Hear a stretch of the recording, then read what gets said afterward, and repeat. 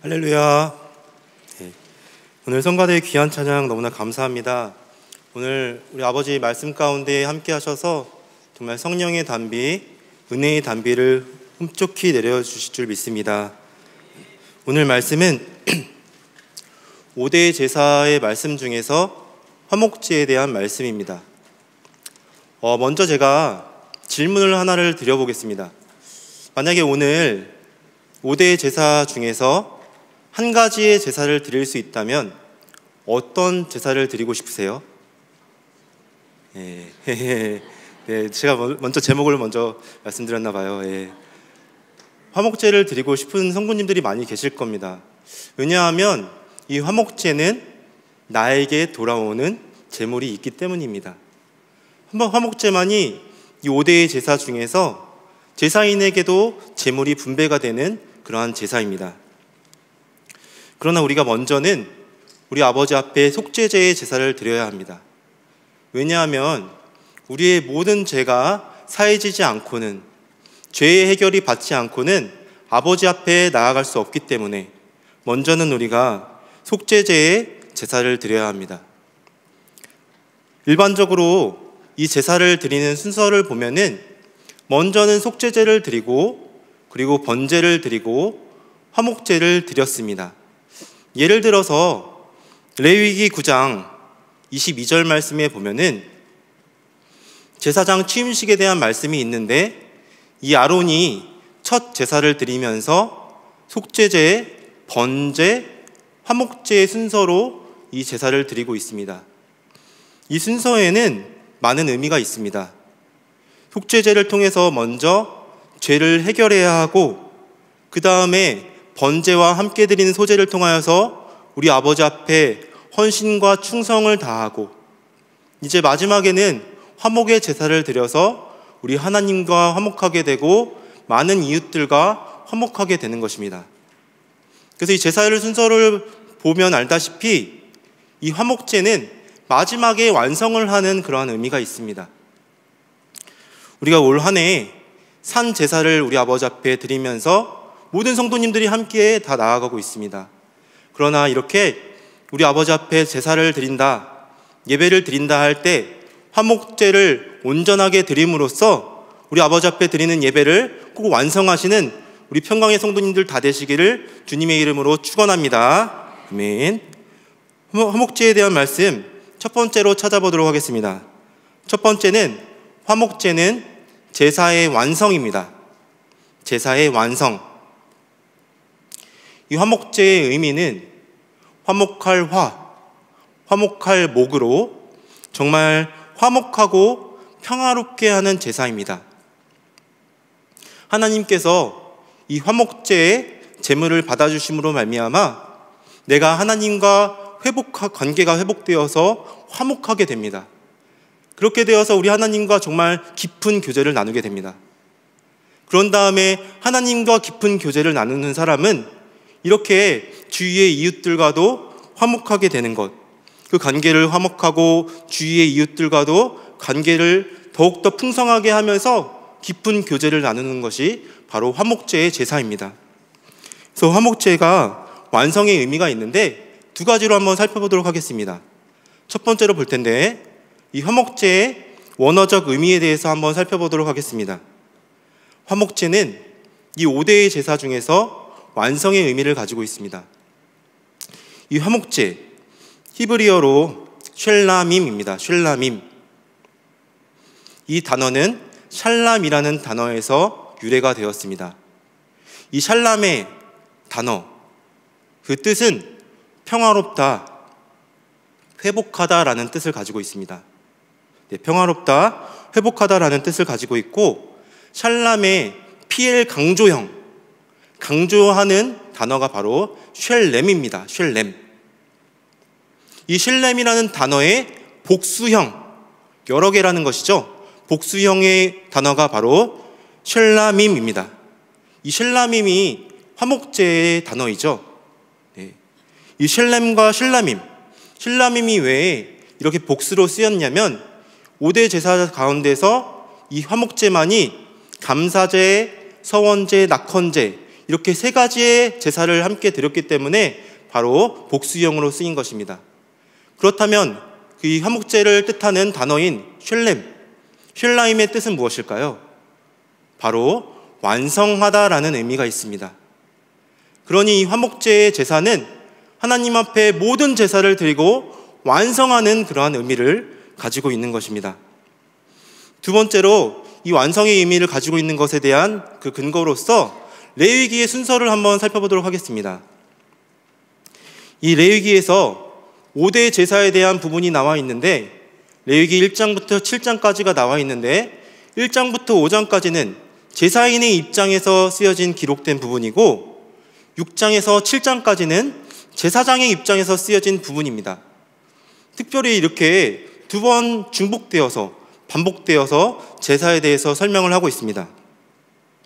첫 번째에서 이 제사인의 입장에 기록된 레위기 1장에서 5장의 이런 내용은 제사인이 제물을 가지고 와서 드리는 그 절차의 시작부터 끝마침까지 이렇게 순서를 따라가는 방식으로 이 레위기 1장에서 5장까지는 구성이 되어 있습니다. 근데 여기에 제사의 순서가 나와 있는데 어떤 순서로 이 레위기 1장부터 5장까지가 기록이 되어 있냐면 바로 번제, 소제, 화목제, 속제제, 속건제의 순서로 기록이 되어 있습니다. 그럼 화목제가 어디에 들어가 있죠? 정 가운데 들어가 있죠. 제사인의 입장에서 쓰여진 이 부분에는 화목제가 정 가운데 들어 있습니다. 이제 레위기 이 6장에서 7장 제사장의 입장에서 쓰여진 이 기록된 부분은 이제 내용은 이제 제사장들이 제사를 진행하면서 특수하게 해야 될 임무들에 대해서 적혀 있습니다. 근데 여기 제사의 순서를 보니까 어떻게 적혀 있냐면 번제, 소제, 속제제, 속건제, 화목제 순서로 이 레위기가 기록이 되어 있습니다. 그렇다면 화목제가 어디에 들어가 있죠? 맨 마지막에 들어가 있습니다. 여기에서 제사인의 입장에서 쓰여진 부분과 제사장의 입장에서 쓰여진 부분에 확연한 차이가 있죠. 그것은 바로 화목제의 위치입니다. 이 제사인의 입장에서 쓰여진 이 부분에서 화목제가 가운데 있다는 것은 먼저는 하나님과 화목하게 되어야 된다는 것이 중요하기 때문에 쓰여진 것이고 이 화목제가 제사장의 입장에서 쓰여진 부분에서는 제일 마지막에 있다는 것은 이제 제사장들이 제사를 실제로 실행하면서 화목제를 마지막에 진행을 해야 됐기 때문에 이렇게 화목제가 제일 마지막에 있습니다. 예를 들어 이렇게 번제는 모든 것을 태워서 드리면 되는 제사죠. 태워드리고 또 소제, 속건제, 속제제는 일부는 태워드리고 일부는 제사장의 몫으로 가져갑니다. 근데 화목제는 마지막에 제사장 몫을 돌리고 제사인의 몫까지 다 분배해야 하기 때문에 시간도 오래 걸리고 함께 화목되어야 되는 그러한 시간이 필요했던 것입니다. 그래서 이렇게 화목제는 이 모든 제사의 순서 가운데 제일 마지막에 위치하고 있습니다. 이 마지막에 위치하는 그러한 이유는 우리의 모든 제사, 5대 제사가 화목제로 우리의 모든 평화와 모든 회복이 완성이 된다라는 의미를 가지고 있는 것입니다. 우리가 5대 제사를 우리 아버지 앞에 함께 드린다고 할 때 이 화목제의 완성의 의미를 반드시 알고 가길 간절히 소원하겠습니다. 우리가 목적지를 향해 같이 나아갑니다. 예를 들어서 우리가 하계대성회를 간다고 할 때 내비게이션에 어디를 치고 가죠? 여주평강제일연수원을 함께 치고 가죠. 근데 어떤 분은 주문진 해변교회를 치고 가면 어떻게 될까요? 하계대성회에 참석을 할 수가 없습니다. 우리가 반드시 우리의 제사의 완성의 부분은 마지막에 우리가 모두가 하나님과 우리 모두가 화목하게 되는 것이구나 라는 것을 반드시 아시고 우리의 아버지 앞에 온전한 화목의 제사를 드리시길 간절히 소원하겠습니다. 큰 두 번째, 이 화목제 제사에 대해서 살펴보면은 이 화목제는 나눔의 제사입니다. 나눔의 제사. 왜 이 화목제가 나눔의 제사인가 알 수 있는 것이 첫 번째로 보면은 화목제에서는 산 비둘기나 집비둘기 새끼를 제물로 드릴 수가 없었습니다. 이 5대 제사 가운데 유일하게 제사인에게도 이 제물이 분배가 될 수 있는 제사가 화목제입니다. 먼저는 화목제의 제물, 이 희생의 기름을 우리 아버지 앞에 드리고, 이젠 제사장의 몫으로 가슴과 우편 뒷다리를 드리고, 나머지는 여러 사람과 함께 분배받아서 나누는 것이 화목제입니다. 근데 만약에 소나 양이나 염소는 드리면은 우리가 엄청 많기 때문에 함께 나눠 먹을 수가 있겠죠. 그런데 산비둘기나 집비둘기 새끼를 드리면 어떻게 될까요? 먹을 수가 없겠죠. 나눠 먹을 수가 없게 되는 것입니다. 그래서 화목제는 이렇게 우리에게 명령을 주신 것은, 화목제의 목적이 하나님과 화목한 것뿐만 아니라 이웃들과 함께 나눔으로써 이웃들과 모두가 함께 화목해야 된다는 그러한 명령을 우리에게 말씀하여 주시는 것입니다. 그리고 이 화목제가 나눔의 제사인 이유, 두 번째로 살펴볼 텐데, 화목제는 정해진 기한 내에 다 먹어야 합니다. 이 화목제는 정해진 기한 내에 다 먹어야 합니다. 화목제의 예물에 세 가지 예물이 있는데, 먼저는 하나님께 드리는 예물이 있고, 그리고 제사장의 몫이 있고 제사인의 몫이 있습니다.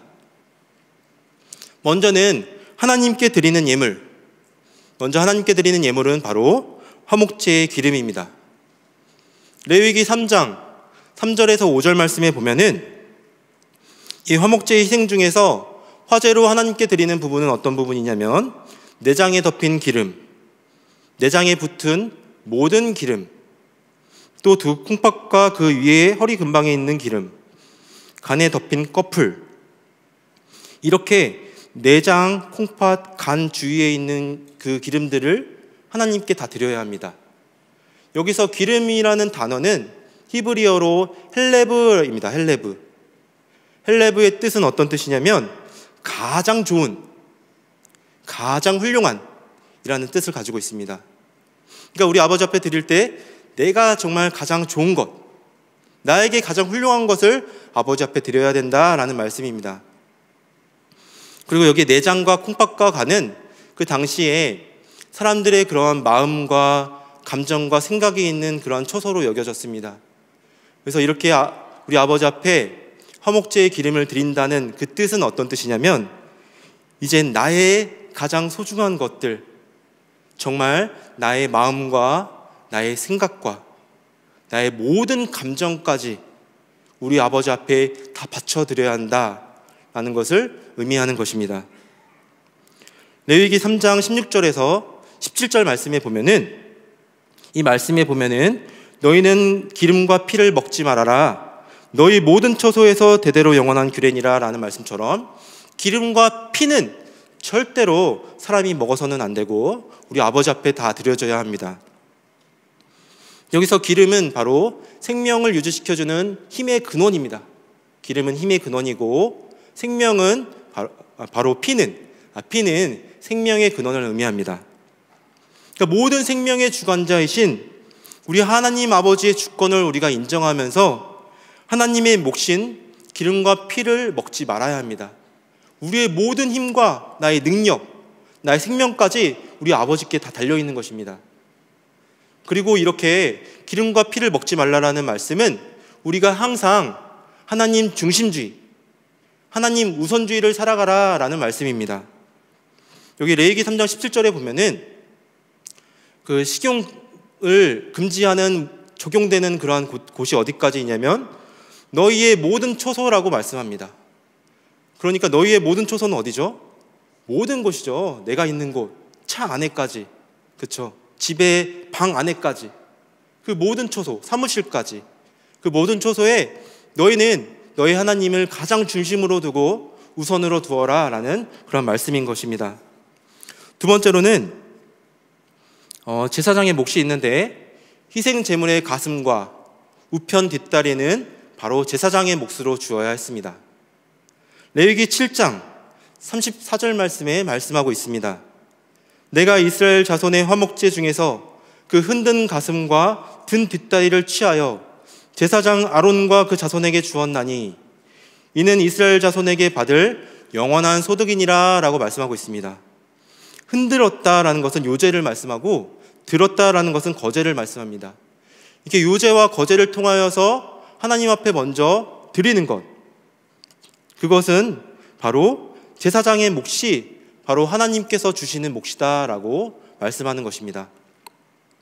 그리고 하나님께서는 이렇게 제사장의 몫으로 드리는 것을 영원한 소득, 영원한 규례로 주셨습니다.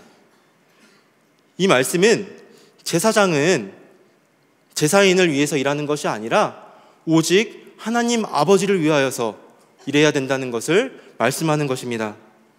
하나님께서는 이렇게 제사인을 통하여서 제사장의 몫까지 영원한 규례로 허락하여 주신 것은 제사장의 직무를 지키게 하여 주시고 성전에서 드리는 예배, 모든 우리 믿음 생활이 이렇게 유지될 수 있도록 하여 주신 것이고, 하나님과 이스라엘 사이에 언약적인 그런 관계가 이어져 가게 하시는 것입니다.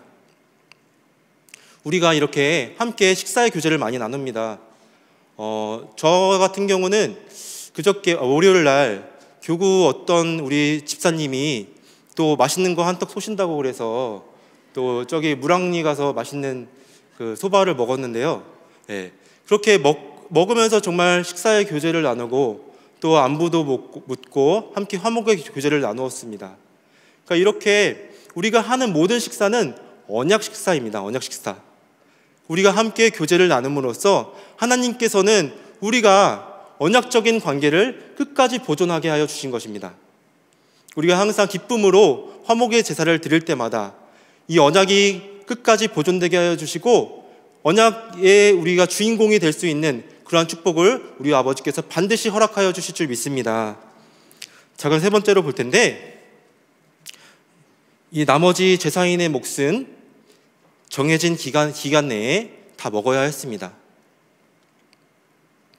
화목제의 가장 큰 특징은 이 제사인에게 제물의 일부가 주어지는데 딱 그 정해진 기한 내에 다 먹어야 한다는 사실이었습니다.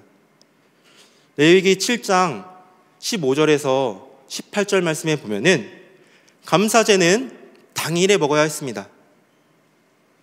이틀날에는 다 불태워야 합니다.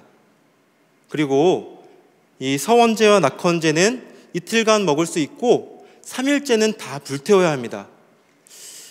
이렇게 불태울 때 정말 아깝겠죠? 예, 아까울 텐데 화목제의 그 큰 특징은 정해진 기한 내에 먹어야 했다는 것, 그리고 남은 것이 있으면은 아깝더라도 다 불태워야 됐다는 것, 그것이 가장 큰 특징입니다.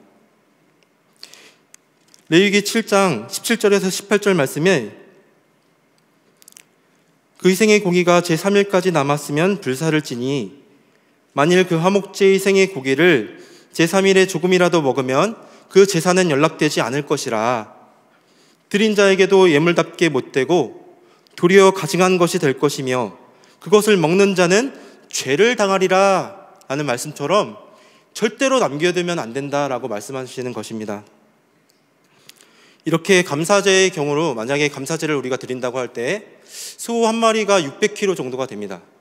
600kg짜리 하나님께 이렇게 화목제물로 가지고 나왔습니다. 가지고 나와서 이제 화목제의 기름 한 30에서 50kg 되는 정도의 기름은 하나님께 드리고, 그리고 제사장의 목, 가슴과 우편 뒷다리에는 한 50에서 70kg 정도가 됩니다. 그 정도를 제사장의 몫으로 돌리고 나머지 먹지 못하는 부위를 다 빼고 나면은 한 300에서 한 350kg이 됩니다. 근데 만약에 1인분을 한 250g으로 환산했을 때 몇 인분이 될까요? 1200인분이 됩니다. 1200인분이 되는데 이 많은 음식을 단 하루 만에 먹어야 한다면 어떻게 우리가 할 수 있을까요? 네. 우리가 만약에 식사를 한다고 할 때 우리는 되게 먹고 싶은 사람만 먹고, 그렇죠? 네, 우리의 화목제는 상당히 제한적입니다. 네, 베풀고 싶은 사람한테는 베풀고 싶지만 먹이기 싫은 사람도 우리에게는 있습니다. 그런데 이 1200명의 분을 하루 만에 먹으려면 어떻게 해야 될까요? 다 먹여야 합니다. 예, 정말 가리지 않고 될 수 있는 한 보이는 사람 다 먹여야 합니다.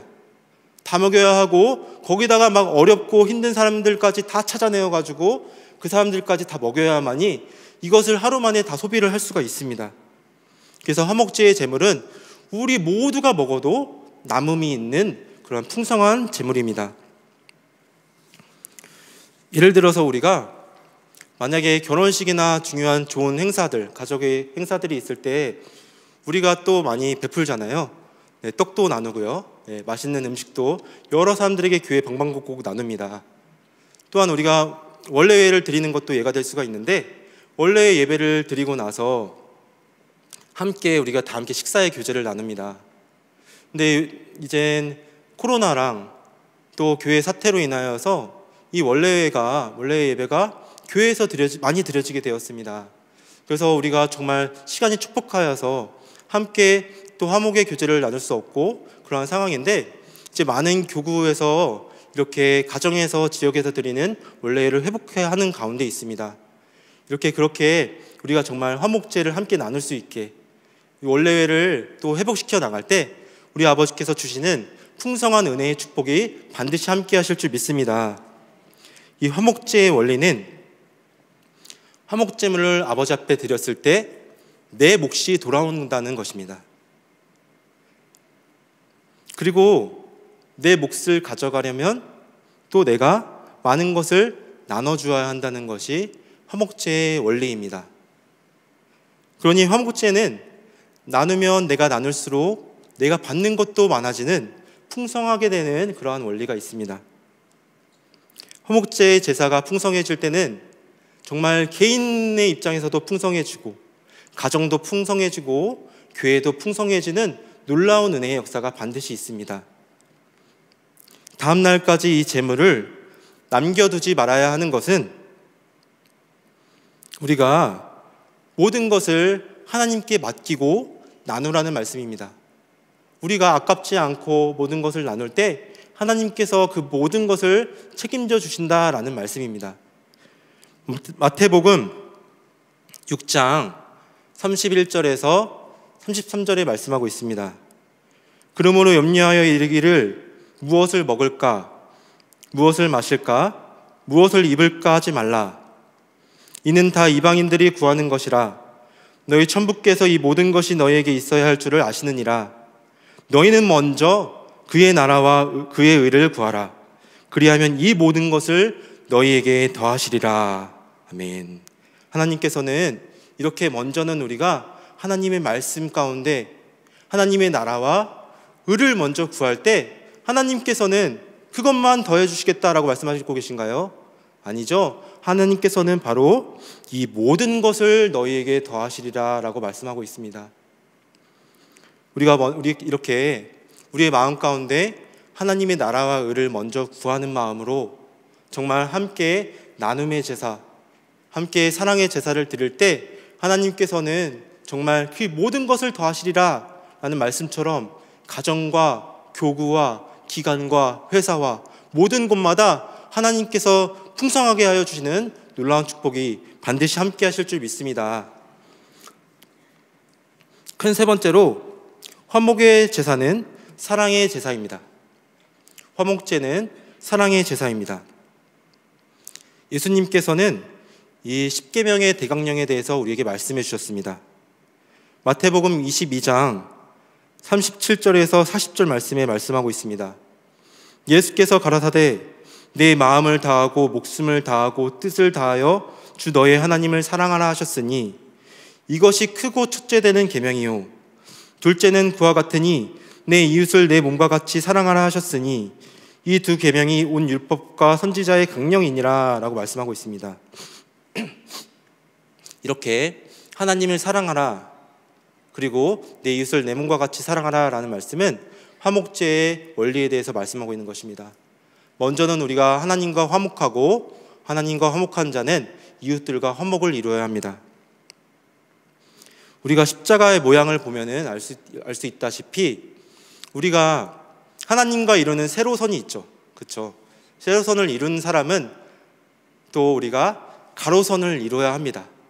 근데 보면은 우리가 세로선은 잘 이루는 것 같아요. 그렇죠? 세로선을 이루는데 참 우리가 가로선을 이루는 것이 참 쉽지가 않습니다. 근데 우리에게 이렇게 세로선의 은혜를 주신 이유는 가로선의 은혜를 나누라 하신 말씀입니다. 그래서 우리가 만약에 하나님께 받은 바 은혜가 많이 많다면은 정말 우리 이웃들과도 함께 그 은혜를 반드시 나눠야 될 줄 믿습니다. 저희가 이젠 휘성기념사업회가 교회 개척 60주년 이렇게 전시를 준비를 했었는데 거기 마지막 전시 파트에 내가 꿈꾸는 교회에 대해서 이렇게 포스트잇으로 쓰는 것을 썼습니다. 혹시 보셨을지 모르겠어요. 포스트잇으로 썼는데 거기에서 내가 꿈꾸는 교회에서 제일 많이 나온 단어가 뭔지 아세요? 사랑입니다. 사랑. 총 포스트잇을 세보니까 187개의 포스트잇이었는데 그 중에서 46개가 25% 정도 되는 그 퍼센테이지가 사랑이라고 썼습니다. 그러니까 우리 교회가 참 사랑을 꿈꾸는 교회인 것입니다. 고린도 13장 2절 말씀에 보면은 내가 예언하는 능이 있어 모든 비밀과 모든 지식을 알고 또 산을 옮길 만한 모든 믿음이 있을지라도 사랑이 없으면 내가 아무것도 아니요 라고 말씀하고 있습니다. 내가 일이 정말 잘 풀리고 정말 내 자식도 잘 키우고 건강하고 다 잘했습니다. 그런데 하나님께서 하시는 말씀이 내가 사랑이 없으면 아무것도 아니다 라고 말씀하고 있는 것입니다. 그래서 우리도 반드시 사랑을 꿈꾸는 교회인 만큼 사랑을 반드시 우리가 이루어야 합니다. 우리가 사랑을 하기 위하여서는 함께 이해를 해야 합니다. 이해의 나무와 오해의 잡초에 대한 이야기가 있는데 이해의 나무에서는 사랑의 열매들이 막 맺어갑니다. 그런데 오해의 잡초가 거기 밑에서 자라나서 열매를 맺지 못하게 방해를 하고 있습니다. 우리가 육의 눈으로 보면 겉모습만 보면은 정말 상대방의 그 사람의 내면적 가치나 마음의 그 소중함을 우리가 알 수가 없습니다. 그런데 우리가 영의 눈을 들어서 그 사람의 소중한 것, 그 사람의 마음과 내면적 가치를 보면은 우리는 이 모든 것을 이해할 수 있고 아름답게 해석을 할 수가 있습니다. 만약에 걸레의 경우를 들어보세요. 걸레 겉으로 볼 땐 어때요? 더럽죠. 보기도 만지기도 싫고, 그렇죠. 그렇지만 이 걸레는 자신을 희생하여서 남을 닦아줄 수 있는 그러한 물건입니다. 그러니 정말 숭고하고 아름다운 것입니다. 우리도 이렇게 함께 서로 이해할 때 사랑의 열매를 맺어갈 수가 있습니다. 그리고 우리가 걸레가 되어서 서로의 걸레가 되어서 함께 이해하고 사랑을 이루어야 합니다. 우리를 위하여서 걸레가 되신 분은 바로 우리 주 예수 그리스도이십니다. 에베소서 2장 16절에서 18절 말씀에 보면은 또 십자가로 이 둘을 한 몸으로 하나님과 화목하게 하려 하심이라 원수된 것을 십자가로 소멸하시고 또 오셔서 먼데 있는 너희에게 평안을 전하고 가까운 데 있는 자들에게 평안을 전하셨으니 이는 저로 말미암아 우리 둘이 한 성령 안에서 아버지께 나아감을 얻게 하려 하심이라 말씀하고 있습니다. 예수 그리스도의 그 십자가의 피로 우리 모두는 하나님과 화목을 이루었다라고 말씀하고 있습니다. 그리고 우리에게 평안의 말씀을 전해주시고 우리 모두가 한 성령 안에서 아버지께 나아감을 얻게 하신다라고 말씀하고 있습니다. 우리가 한 성령 안에서 십자가의 피로 말미암아 하나로 화목되어서 아버지께 나아감을 얻습니다. 골로새서 1장 20절에서 22절 말씀에 그의 십자가의 피로 화평을 이루사 만물 곧 땅에 있는 것들이나 하늘에 있는 것들을 그로 말미암아 자기와 화목해 되기를 기뻐하심이라. 전에 악한 행실로 멀리 떠나 마음으로 원수가 되었던 너희를 이제는 그의 육체의 죽음으로 말미암아 화목해 하사 너희를 거룩하고 흠 없고 책망할 것이 없는 자로 그 앞에 세우고자 하셨으니 말씀하고 있습니다. 이렇게 십자가의 피로 화평을 이루셨습니다. 그의 육체의 죽음으로 우리 하나님과 우리 모두가 화목해 되었습니다. 여기서 육체의 죽음이라는 것은 희생을 의미합니다. 희생은 어떤 것이냐면 나의 가장 소중한 것도 다른 사람을 위하여서 포기하는 것, 다른 사람을 위하여서 내가 나의 모든 것을 줄 수 있는 것이 바로 희생입니다. 반드시 하나님과 화목하게 한 자는 이렇게 서로 이해하고 사랑하고 희생함으로 말미암아 반드시 이웃과도 화목하게 하실 줄 믿습니다. 하나님께서는 우리에게 화목하게 하는 직책과 화목하게 하는 말씀을 우리에게 허락하셨습니다.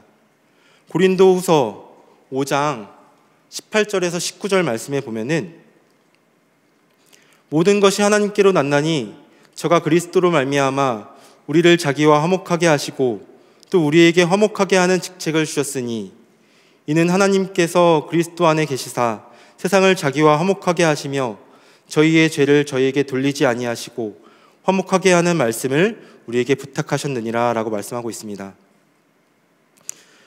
하나님께서는 예수 그리스도로 말미암아 우리에게 화목하게 하는 직책을 허락하셨습니다. 그리고 우리에게 화목하게 하는 말씀을 우리에게 부탁하셨습니다. 여기서 고린도후서 5장 19절에 보면은 화목하게 하는 말씀은 저희의 죄를 저희에게 돌리지 아니하시고라는 그 단서가 앞에 붙어 있습니다. 화목하게 하는 말씀은 모든 죄를 서로 사하는 그러한 말씀입니다. 우리 하나님께서는 우리에게 화목하게 하는 말씀을 우리에게 부탁하셨습니다. 정말 교구에서 안타까운 것이 있다면 성도님들이 아플 때도 계시고요.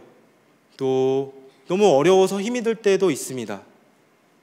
근데 정말 안타까운 것은 그 기도 제목을 많은 사람들에게 나눌 수 없는 분이 좀 계시다는 것. 그 마음 가운데 내가 못 믿어서 그렇지, 내가 죄가 있어서 그렇지, 그 마음으로 그렇게 생각하시니까 혼자서 일어설 수가 없는 것입니다. 그래서 우리는 정말 서로 간에 화목하게 하는 말씀을 부탁하셨으니 서로 정말 받은 바 은혜를 받고 은혜를 찾고 또 은혜를 함께 나눔으로 정말 서로를 일으켜 세우는 그런 평강조일교회가 될 줄 믿습니다. 그렇게 우리가 화목하게 하는 말씀을 우리에게 허락하셨으니 이 말씀을 붙들고 세계 열방 가운데 나아가서 많은 사람들을 살리는 그러한 위대한 일도 우리가 반드시 할 줄 믿습니다. 결론적으로 볼 텐데 우리가 반드시 화목하게 하는 직책을 이룹시다. 고린도후서 5장 18절에서 19절 말씀을 마지막으로 함께 읽고 마치도록 하겠습니다. 고린도후서 5장 18절에서 19절 말씀입니다. 자, 함께 읽겠습니다. 시작. 모든 것이 하나님께로 났나니 저가 그리스도로 말미암아 우리를 자기와 화목하게 하시고 또 우리에게 화목하게 하는 직책을 주셨으니 이는 하나님께서 그리스도 안에 계시사 세상을 자기와 화목하게 하시며 저희의 죄를 저희에게 돌리지 아니하시고 화목하게 하는 말씀을 우리에게 부탁하셨느니라. 아멘. 우리가 이렇게 화목하게 하는 직책과 화목하게 하는 이 말씀을 우리가 받았습니다. 이 받은 바 말씀의 은혜를 또 받아서 찾아서 함께 나눔으로 또 함께 서로를 일으켜 세워주고 함께 도와줌으로 말미암아 이 화목제가 완성이라는 의미를 갖고 있습니다. 평화를 회복하고 완성하는 의미를 가지고 있는데 우리 교회도 반드시 교회가 회복을 완성하고 또 반드시 힘차게 숙사 말씀을 향하여 전진하게 될 줄 믿습니다. 그리고 함께 화목제를 이루는 평강의 성도님들이 다 되시기를 주님의 이름으로 축원하겠습니다. 아멘. 함께 기도하겠습니다.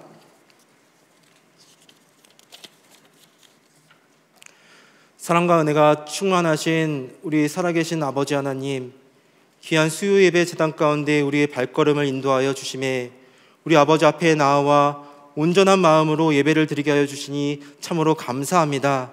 아버지, 오늘 귀한 말씀 가운데 화목제 제사에 대해서 귀한 말씀을 허락하여 주신 아버지 은혜에 참으로 감사합니다. 먼저는 우리 모두가 우리 아버지 앞에 정말 화목제의 기름을 드림으로 말미암아 나의 모든 마음과 감정과 모든 생각을 우리 아버지 앞에 바침으로 말미암아 우리 아버지와 먼저는 화목하게 될 수 있는 아버지의 은혜를 반드시 더하여 주시옵소서. 그 받은 바 은혜에 감사하면서 그 예수 그리스도의 십자가의 피에 감사하면서 우리가 서로 정말 우리 교역자님들과 교직원분들과 모든 기관의 대표님들과 우리 모든 성도님들이 함께 사랑하며 화목제의 제사를 드릴 수 있는 평강제일교회가 될 수 있도록 우리 아버지 인도하시고 함께하여 주시옵소서. 아버지, 바라옵기는 우리 주위에 너무나 힘들고 아프신 성도님들도 많이 있습니다. 아버지, 우리 바 정말 받은 바 은혜에 감사하며 서로를 돌아보게 하시고 서로를 사랑하게 하시고 서로를 이해하게 하심으로 말미암아 많은 사람들을 일으켜 세워주고 함께 우리 아버지 앞에 온전한 화목제를 드리는 교회가 될 수 있도록 아버지 인도하여 주시옵소서. 이렇게 화목제를 온전하게 드림으로 개인과 가정과 직장과 모든 교회가 풍성케 하여 주시고 우리 교회도 우리 아버지 앞에 온전한 화목제를 드려서 올 한 해 회복의 완성을 이뤄가는 교회가 될 수 있도록 우리 아버지 끝까지 붙잡아 주시고 인도하여 주시옵소서. 우리 아버지, 바라옵기는 우리 이증군 장로님 내일 이렇게 담도 배출 조형 시설을 준비하는 가운데 있습니다. 아버지, 그 마음 가운데 주장하여 주셔서 아버지 은혜로 가득 넘쳐나게 하여 주시고 모든 치료하는 데 담당 의사와 의료진의 손길 가운데서도 아버지 은혜가 붙들어 주심으로 모든 수술이 아버지 앞에 성공적으로 진행될 수 있도록 우리 아버지 붙들어 주시옵소서. 우리 장로님 모든 생 가운데 아버지께 헌신하며 나왔습니다.